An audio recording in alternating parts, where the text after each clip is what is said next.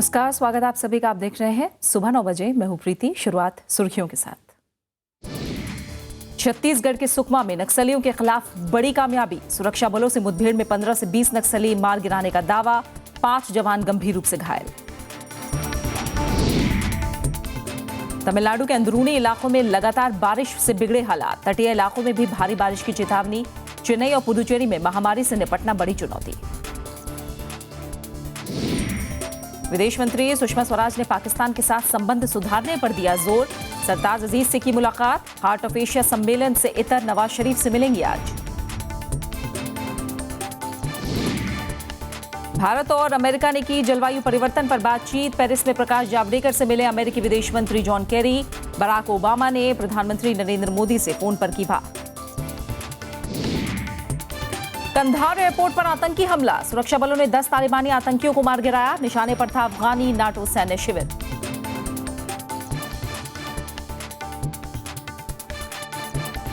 और बुलेटिन में सबसे पहले खबर छत्तीसगढ़ से है, जहां सुकमा में नक्सलियों और पुलिस के बीच मुठभेड़ में 15 से 20 नक्सलियों के मारे जाने की खबर आ रही है, जबकि 5 जवान भी जख्मी हो गए हैं।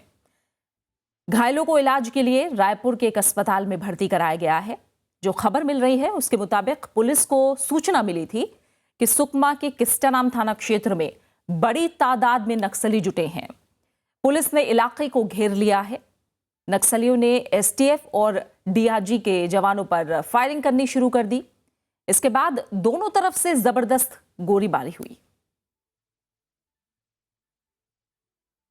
सुकमा में नक्सली और पुलिस के बीच मुठभेड़। कई नक्सली नीचे गिरते हुए दिखे गोली की चोट से। डेफिनेटली उनको कैजुअलिटी हुई है। और फोर्स ही जब उनकी बॉडीज को उठाने के लिए गई तो अचानक पुलिस पर जब फायर आया तो उससे हमारे कुछ जवान घायल हुए, हमारे 5 जवान। तो पुलिस ने टैक्टिकल रिट्रीट किया, उनको इवैक्यूएट करके रायपुर लाया जा रहा है। और इस समय ताज़ा अपडेट के लिए हमारे साथ बस्तर से जुड़े हैं यूएनआई के रिपोर्टर हैं करीमुद्दीन शेख। शेख साहब, आपका स्वागत है, शुक्रिया हमारे साथ जुड़ने के लिए। अभी फिलहाल क्या अपडेट है? 15 से 20 नक्सली के मारे जाने की खबर हम तक आ रही है, आपके पास क्या अपडेट है इस मुठभेड़ को लेकर? देखिए, क्या है कि कल जैसे सूचना मिली तो किस्टाराम थाने से ये एसटीएफ और डीआरजी की टीम निकली थी और जब 16 किलोमीटर दूर जंगल में पहुंचे तो फायरिंग शुरू हुई। फायरिंग में लगभग 15 से 20 नक्सली मारे जाने का दावा है। और जब डेड बॉडी को उठाने की कोशिश की गई तो नक्सलियों ने फायरिंग की, जिसमें 5 जवान मामूली रूप से घायल हुए, जिनका उपचार के लिए रायपुर रिफर किया गया है। लेकिन अभी फिलहाल रात के बाद में और सीआरपीएफ और डीएफ और सारे पुलिस के जवान उस इलाके को घेर लिए हैं। आज उससे तफ्तीश कर रहे हैं। सुबह 5 बजे से जवान जंगलों में ढूंढ रहे हैं और नक्सली और बीच के नक्सली जो है और बैक साइड में भाग रहे हैं। लेकिन जवान भी मनोबल ऊंचा है और जवान पीछे घूम रहे हैं उनके, और लगातार एरिया को पूरा घेर लिया गया है। और उड़ीसा और महाराष्ट्र इलाके में भी खबर कर दी गई है और आंध्र प्रदेश में भी खबर कर दी गई है। ये जो इलाका है, सुकमा जो इलाका है, आंध्र महाराष्ट्र और उड़ीसा से लगा हुआ इलाका है। एक नदी का किनारा है, नदी में भी घेराबंदी कर दी गई है, सबरी नदी में। इस तरह से वो बॉर्डर एरिया है पूरा। उस बॉर्डर एरिया में पूरी तरीके से घेराबंदी की गई है और खोजबीन की जा रही है। क्योंकि पिछले 15 दिनों से इस इलाके में फोर्स का जबरदस्त दबाव है। दबाव को देखते नक्सली पीछे की ओर जा रहे हैं।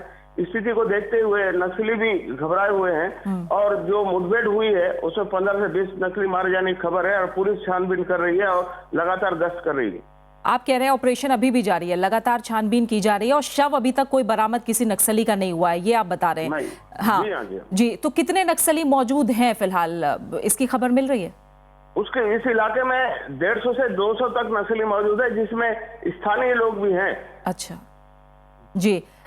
ये भी खबर है कि हाल फिलहाल यहाँ पे कोई अवेयरनेस प्रोग्राम चलाया जा रहा था, कई नक्सलियों ने सरेंडर भी किया था। क्या उन्हीं की सूचना के आधार पर ये ऑपरेशन चलाया गया? कुछ ऐसी खबर है क्या? जो नक्सली सरेंडर हुए हैं वो पुलिस को पूरी मदद कर रहे हैं और पुलिस उनके जरिए पुलिस उनके अड्डे तक पहुंच रही है। और ऐसे अभी तक पिछले 1 महीना के अंदर में लगभग 14 नक्सली मारे गए और वो कमांडर ग्रुप के लोग मारे गए, जिनकी डेड बॉडी भी बरामद की गई है। जी, तो अभी तक जो करीमुद्दीन शेख भी हमें अपडेट दे रहे हैं, 15 से 20 नक्सलियों के मारे जाने की खबर जरूर है, लेकिन अभी तक शव बरामद नहीं हुआ है। 150 से 200 नक्सली तक इस इलाके में मौजूद हो सकते हैं। सुकमा में ये ऑपरेशन हुआ है, लेकिन ये भी खबर मिल रही है, सुरक्षा बल लगातार ऑपरेशन चला रहे हैं कि नक्सली अलग अलग इलाकों में भाग गए। जो बॉर्डर एरिया हैं वहां पर भी सतर्क रहने के लिए कह दिया गया है। पूरा ऑपरेशन फिलहाल जारी है। 5 सुरक्षाकर्मी भी मामूली रूप से जख्मी हुए हैं। तस्वीरों में आप देख सकते हैं। रायपुर ले जाया गया है, अस्पताल में इलाज चल रहा है और लगातार नक्सलियों की छानबीन के लिए ऑपरेशन जारी है। करीमुद्दीन शेख हमारे साथ जुड़े, बहुत बहुत शुक्रिया आपका ये तमाम अपडेट हम तक पहुंचाने के लिए। आगे बढ़ते हैं खबरों में। पेरिस जलवायु सम्मेलन में भारत ने विकसित देशों के रवैये पर नाराजगी जाहिर की है। पर्यावरण मंत्री प्रकाश जावड़ेकर ने ब्राजील, दक्षिण अफ्रीका, भारत और चीन जैसे देशों से मिलकर बने संगठन बेसिक की बैठक में यह बात कही। इन देशों की तरफ से जारी घोषणा पत्र में कहा गया कि पर्यावरण और जलवायु परिवर्तन पर समझौतों को कानूनी रूप से बाध्यकारी बनाए जाने की जरूरत है। इन देशों ने माना कि धरती का तापमान 1.5 डिग्री से ज्यादा नहीं बढ़ना चाहिए। पेरिस जलवायु सम्मेलन के दौरान कल पेरिस में अमेरिकी विदेश मंत्री जॉन केरी ने प्रकाश जावड़ेकर से मुलाकात की। करीब घंटे भर तक चली इस मुलाकात को केरी ने रचनात्मक और सकारात्मक बताया है।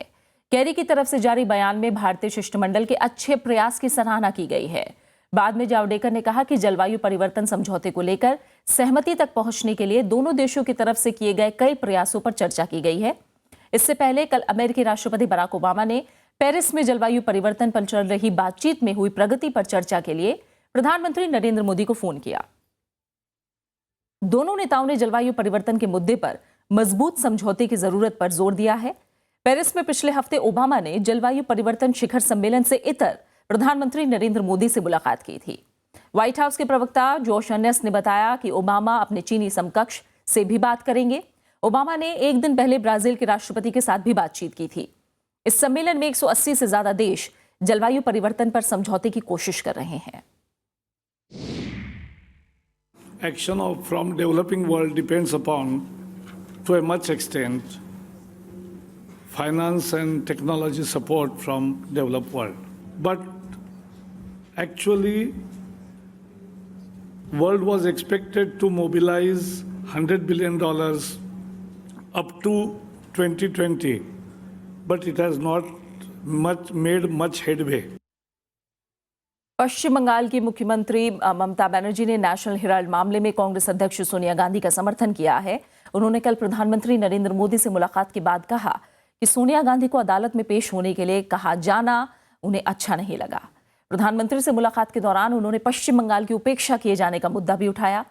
ममता ने पश्चिम बंगाल में हाल में आई बाढ़ में पीड़ित लाखों लोगों को राहत और पुनर्वास मुहैया कराने के लिए केंद्रीय सहायता की मांग की। प्रधानमंत्री से उनकी मुलाकात करीब आधे घंटे तक चली। बंगाल में जुलाई में आई भारी बाढ़ में करीब 130 लोगों की मौत हो गई थी। और अब कुछ और खबरें संसद से जुड़ी हुई। नेशनल हेराल्ड का मामला कल संसद में दोनों सदनों में भी जोर शोर से उठा। कांग्रेस के विरोध के चलते कोई विधायी काम नहीं हो सका। कांग्रेस का आरोप था कि सरकार बदले की भावना से काम कर रही है, जबकि सरकार ने आरोपों से इनकार करते हुए कांग्रेस को नेशनल हेराल्ड मामले पर बहस की चुनौती दी है। मंगलवार को राज्यसभा की कार्यवाही शुरू होते ही कांग्रेस सांसदों ने अवरोध शुरू कर दिया। सदन में विपक्ष के नेता गुलाम नबी आजाद ने आरोप लगाया कि सरकार विपक्ष की आवाज दबाना चाहती है। उन्होंने दावा किया कि बीजेपी के दागी मंत्रियों और मुख्यमंत्रियों पर सरकार कोई कार्रवाई नहीं कर रही है। सरकार बन गई, अब डेवलपमेंट की तरफ हम जाएंगे, विकास की तरफ जाएंगे, गरीबी हटाने की तरफ जाएंगे, नए कार्यक्रम आएंगे। लेकिन मुझे लगता है कि उस एजेंडे में और बढ़ोतरी हुई है। अब सिर्फ कांग्रेस मुक्त नहीं बल्कि विपक्ष मुक्त भारत की बात चल रही है। राज्यसभा में सदन के नेता अरुण जेटली ने इन आरोपों को खारिज कर दिया। उन्होंने कहा कि मामला कोर्ट में है और सरकार का इससे कोई लेना देना नहीं है। एक राजनीतिक दल राजनीतिक पर्पस के लिए पैसा इकट्ठा करे और किसी व्यवसाय के लिए उसको इस्तेमाल करे, न्यायपालिका इसको सीखना चाहती है। संसद में चर्चा हो सकती है और जितने भी विषय आजाद साहब ने उठाए हैं, आप तुरंत इन तमाम दोनों विषयों की चर्चा आरंभ कीजिए। सरकार सारे तथ्य संसद और देश के सामने रखेगी। सदन के बाहर भी ये मुद्दा छाया रहा। कांग्रेस अध्यक्ष सोनिया गांधी ने कहा कि उन्हें किसी बात का डर नहीं है। पुडुचेरी और तमिलनाडु के दौरे पर गए राहुल गांधी ने भी कहा कि वो सवाल पूछना जारी रखेंगे। मैंने ये कहा, ये सवाल पूछा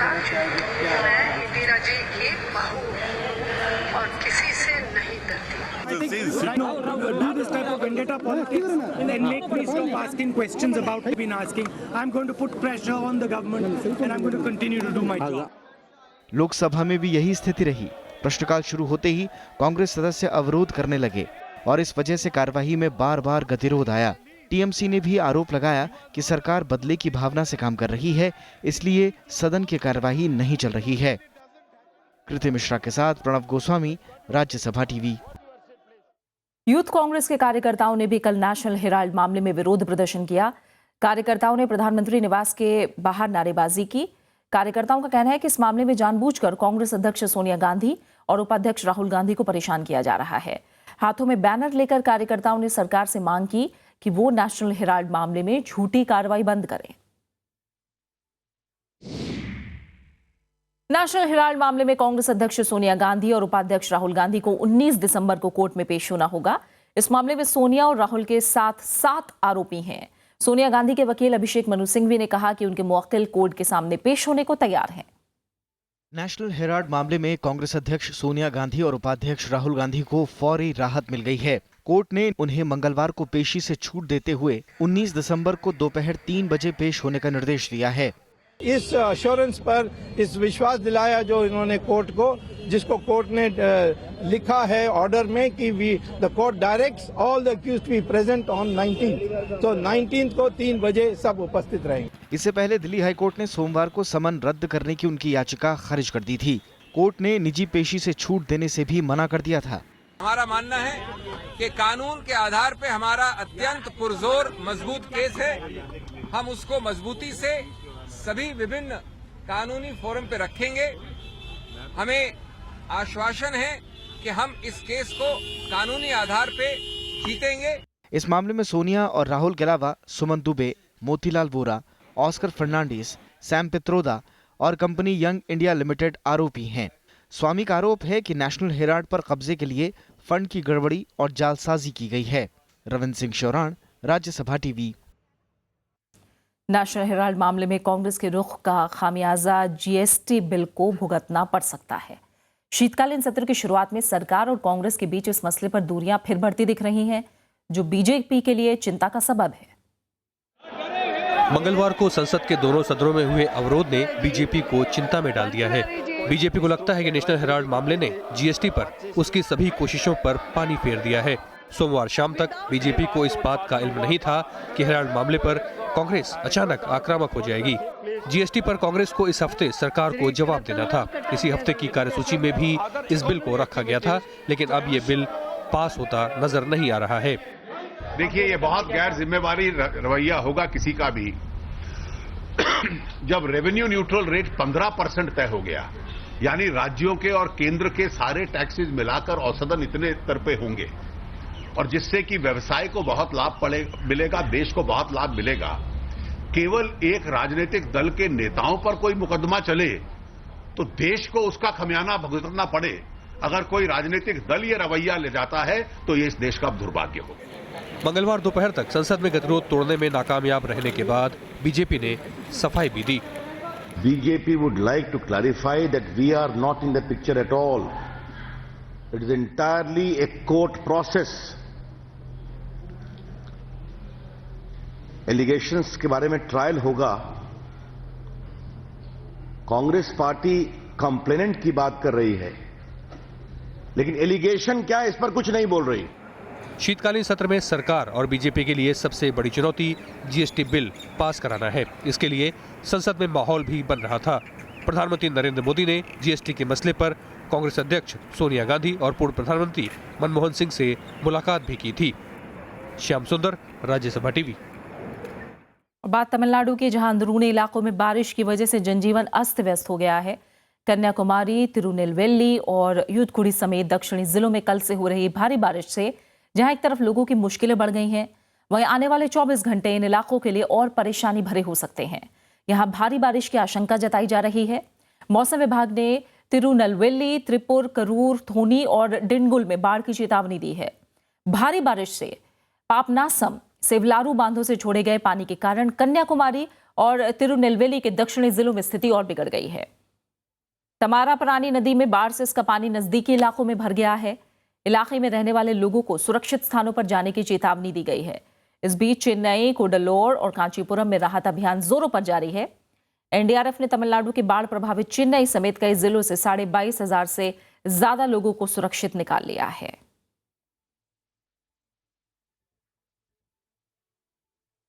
विदेश मंत्री सुषमा स्वराज ने पाकिस्तान के साथ संबंध सुधारने पर जोर दिया है। हार्ट ऑफ एशिया सम्मेलन के लिए कल इस्लामाबाद पहुंची सुषमा स्वराज ने रात्रि भोज में पाकिस्तान के प्रधानमंत्री के सलाहकार सरताज अजीज से मुलाकात की। सरताज अजीज ने भी कहा कि इस यात्रा से उन्हें सकारात्मक बातचीत की उम्मीद है। सुषमा स्वराज का आज पाकिस्तान के प्रधानमंत्री नवाज शरीफ से मुलाकात का कार्यक्रम है और ये सम्मेलन अगले साल भारत में होगा। अफगानिस्तान के पुनर्निर्माण में सहायता के मुद्दे पर आयोजित 5वें हार्ट ऑफ एशिया सम्मेलन में शिरकत करने आए मेहमान मंत्रियों के लिए कल सरताज अजीज ने रात्रि भोज दिया। इसी दौरान विदेश मंत्री सुषमा स्वराज की उनसे मुलाकात हुई। सुषमा स्वराज ने कहा कि इस यात्रा से उन्हें पाकिस्तान के साथ संबंध सुधरने की उम्मीद है। तो दोनों से मेरी मुलाकात होगी और दोनों मुल्कों के आपसी रिश्ते और सुधारने और आगे बढ़ने के बारे में बात भी होगी। मैं संदेशा यही लेकर आई हूँ कि रिश्ते और अच्छे हों और आगे बढ़ें, और बात क्या होगी ये जाते वक्त पता चलेगा। पाकिस्तान के प्रधानमंत्री नवाज शरीफ के सलाहकार सरताज अजीज ने भी कहा कि सुषमा स्वराज की इस यात्रा से उन्हें भारत के साथ सकारात्मक बातचीत की उम्मीद है। हार्ट ऑफ एशिया सम्मेलन का मुख्य एजेंडा अफगानिस्तान को विकास की मुख्य धारा में लाने के लिए पड़ोसी देशों के साथ संपर्क बढ़ाने और सुरक्षा तानाबाना को मजबूत करके आतंकवादियों को अलग थलग करना है। Vision of a peaceful, stable and prosperous Afghanistan, which is in the best interest of the region, is far from becoming reality unless we put an end to financial, logistical and ideological support enjoyed by militants in our region. We believe that our country can act as a catalyst and a land bridge to connect parts of the region to accelerate regional socio-economic cooperation.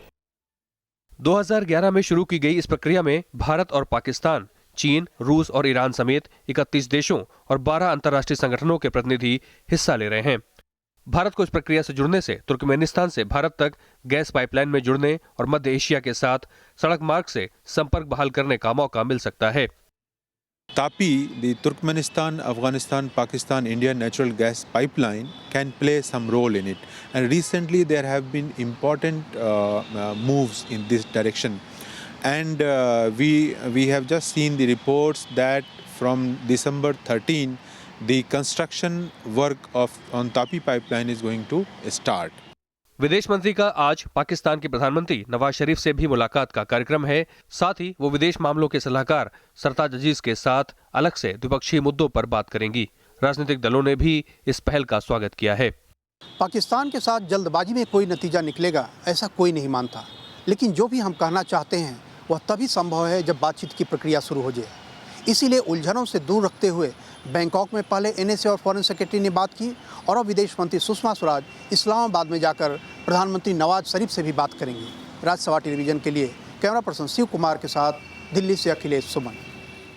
America ने भारत और पाकिस्तान के बीच Bangkok में रविवार को हुई NSA स्तर की वार्ता का स्वागत किया है। अमेरिका ने कहा है कि दोनों देशों के बीच संबंधों का सामान्य होना पूरे क्षेत्र के लिए महत्वपूर्ण है।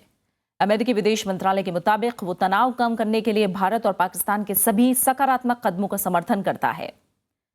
अमेरिका ने इस्लामाबाद में हो रहे हार्ट ऑफ एशिया शिखर सम्मेलन कराने के पाकिस्तान की पहल का भी स्वागत किया है।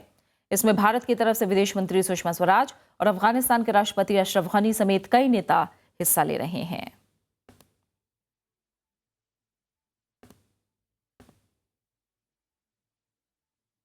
फिलहाल एक छोटे से ब्रेक के लिए रुक रहे हैं और ब्रेक के बाद देखेंगे मध्य प्रदेश के बड़वानी में ऑपरेशन के फेर में गई 56 लोगों की आंखों की रोशनी।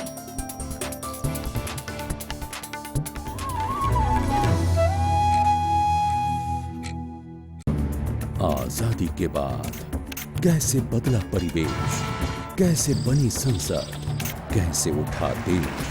When the world sleeps, India will awake to life and freedom. कौन थे वो लोग जो दे गए हमको शानदार विरासत, लोकतंत्र की मजबूत इमारत। राज्यसभा टेलीविजन। राज्यसभा टेलीविजन के खास प्रोग्राम विरासत में आपका स्वागत है।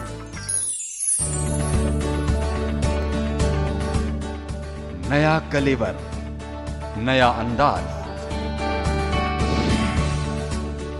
नए रूप में विरासत का आगाज। देखिए हर बार नया किरदार। उनकी नजर उनका शहर के बाद विरासत का इंद्रधनुषी संसार, सिर्फ राज्यसभा टीवी पर।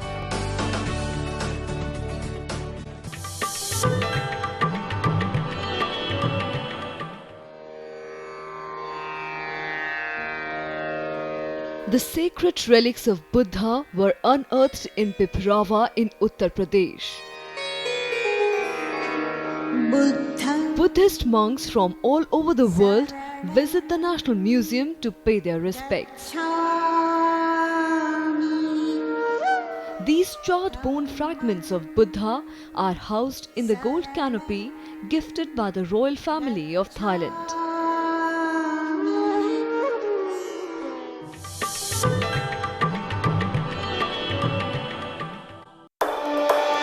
आपका मुद्दा,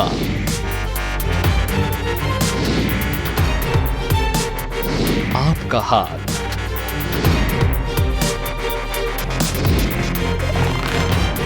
सरकार तक पहुंचेगा आपका सवाल।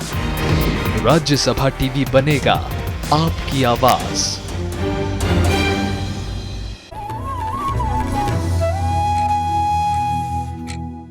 जम्मू कश्मीर के पुलवामा में कल सुरक्षा बलों से मुठभेड़ में 2 आतंकवादी मारे गए।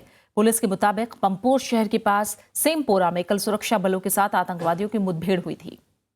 पुलिस के मुताबिक जम्मू श्रीनगर राष्ट्रीय राजमार्ग पर आतंकवादियों के आने की जानकारी मिली थी। जानकारी मिलने के बाद सुरक्षा बलों ने सेमपोरा में चेक नाका लगाया। वाहनों की जांच के दौरान एक वाहन में बैठे आतंकवादियों ने अंधाधुंध गोलीबारी शुरू कर दी। सुरक्षा बलों ने भी जवाबी फायरिंग की, जिसमें 2 आतंकवादी मारे गए। आतंकियों के पास से 2 AK-47 राइफल बरामद हुई हैं। घटना के फौरन बाद राष्ट्रीय राजमार्ग पर यातायात बहाल कर दिया गया था। दिल्ली की सड़कों पर 1 जनवरी से सुबह 8 बजे से रात 8 बजे तक इवन और ऑड नंबर की गाड़ियां तारीख के हिसाब से चलेंगी। नए साल के पहले 15 दिनों तक दिल्ली सरकार इस अभियान को प्रयोग के तौर पर चलाएगी। हालांकि सरकार ने कहा है कि रविवार को गाड़ियों के चलाने पर कोई पाबंदी नहीं होगी। दिल्ली में बढ़ते प्रदूषण पर नकेल लगाने के लिए दिल्ली सरकार ने सख्त कदम उठाने का फैसला किया है। सड़कों पर बढ़ती गाड़ियों की तादाद कम करने के लिए अब 1 जनवरी को 1, 3, 5, 7 और 9 नंबर की ही गाड़ियां सड़कों पर चलेंगी। इसके दूसरे दिन यानी 2 जनवरी को 0, 2, 4, 6 और 8 नंबर वाली गाड़ियां सुबह 8 बजे से रात 8 बजे तक। दिल्ली सरकार ने जनवरी के पहले 15 दिनों तक इसे प्रयोग के तौर पर चलाने का फैसला किया है। हम लोगों ने ये फैसला किया है कि 1 से 15 तारीख तक पहले चरण में ये इवन ऑड नंबर का जो अभियान है वो पहले चरण में चलेगा। 15 के बाद इसकी पूरे 15 दिन की समीक्षा होगी और उसके अनुरूप फिर आगे की रूपरेखा सरकार तय करेगी। इस दौरान दिल्ली के 200 जगहों पर प्रदूषण सैंपल की जांच की जाएगी। हम लोगों ने ये निर्णय लिया है कि 25 दिसंबर से पहले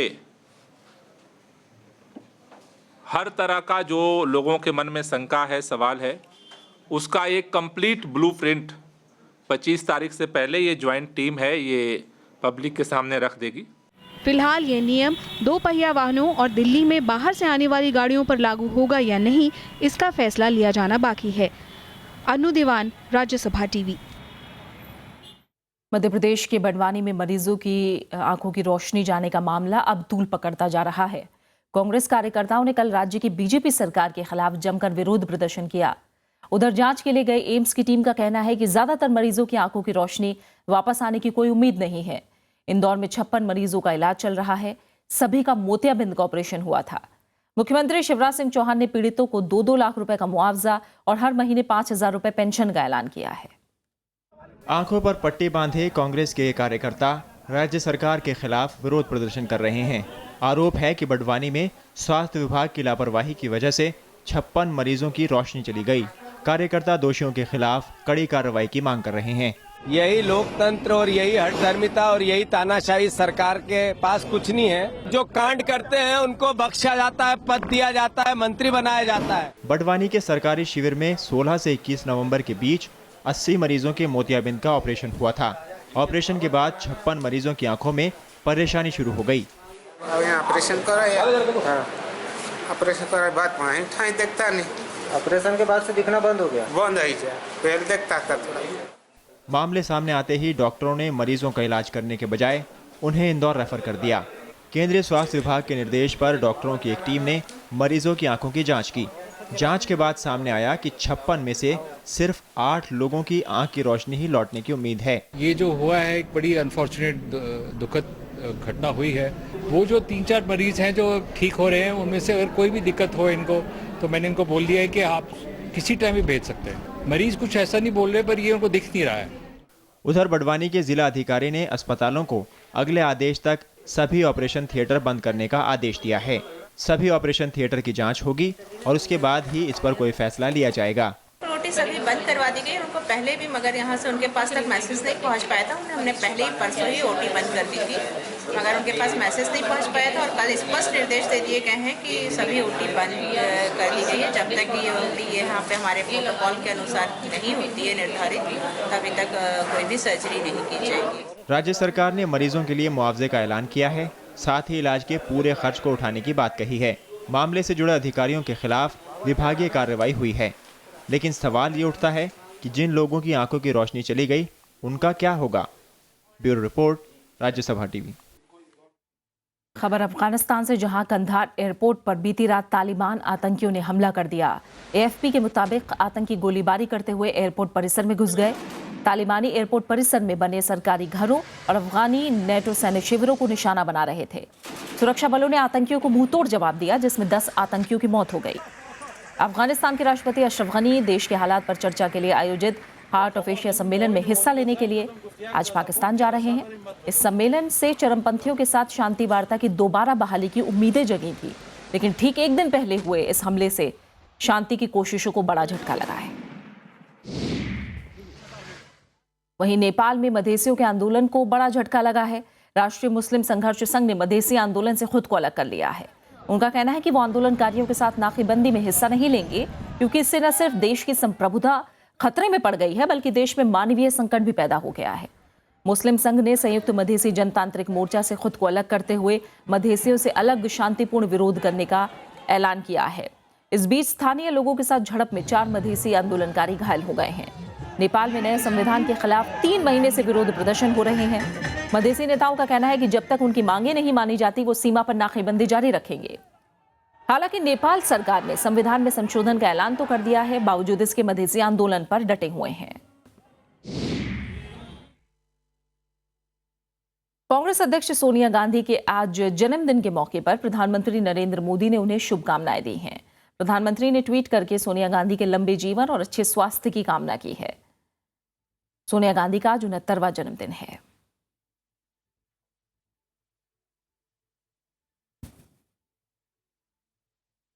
और अब बुलेटिन के आखिर में एक नजर हेडलाइंस पर। छत्तीसगढ़ के सुकमा में नक्सलियों के खिलाफ बड़ी कामयाबी। सुरक्षा बलों से मुठभेड़ में 15 से 20 नक्सली मार गिराने का दावा। 5 जवान गंभीर रूप से घायल। तमिलनाडु के अंदरूनी इलाकों में लगातार बारिश से बिगड़े हालात। तटीय इलाकों में भी भारी बारिश की चेतावनी। चेन्नई और पुदुचेरी में महामारी से निपटना बड़ी चुनौती। विदेश मंत्री सुषमा स्वराज ने पाकिस्तान के साथ संबंध सुधारने पर दिया जोर। सरताज अजीज से की मुलाकात। हार्ट ऑफ एशिया सम्मेलन से इतर नवाज शरीफ से मिलेंगी आज। भारत और अमेरिका ने की जलवायु परिवर्तन पर बातचीत। पेरिस में प्रकाश जावड़ेकर से मिले अमेरिकी विदेश मंत्री जॉन केरी। बराक ओबामा ने प्रधानमंत्री नरेंद्र मोदी से फोन पर की बात। और कंधार एयरपोर्ट पर आतंकी हमला। सुरक्षा बलों ने 10 तालिबानी आतंकियों को मार गिराया। निशाने पर था अफगानी नाटो सैन्य शिविर।